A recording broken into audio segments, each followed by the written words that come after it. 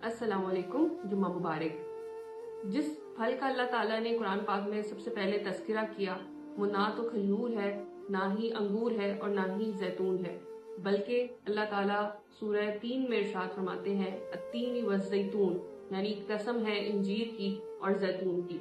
अल्लाह ताला किसी भी चीज की ऐसे ही कसम नहीं उठाते हैं, बल्कि उसके पीछे जरूर कोई ना कोई हिकमत होती है, कोई ना कोई दानाई होती है। तमाम स्कॉलर्स का यही ख्याल है कि इंजीर के अंदर जरूर ऐसी बेनिफिट्स हैं, उसके अंदर ऐसी खसूसियात हैं जिसकी वजह से अल्लाह ताला ने उसकी कसम उठाई है। तो आज डिस्कस करते हैं कि इंजीर के अंदर ऐसे कौन से बेनिफिट्स हैं।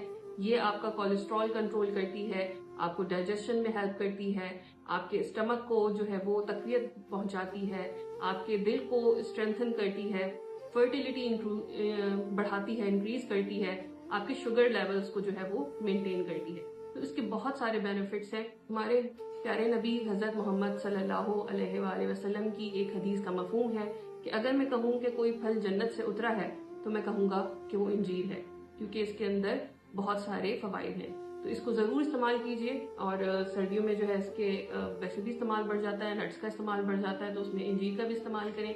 इसको रॉ फॉर्म में इस्तेमाल करें या जो ड्राई फॉर्म में मिलती है उस तरीके से भी इस्तेमाल करें, क्योंकि इसके इस्तेमाल में बहुत ज्यादा फायदा है, हिकमत है और दानाई।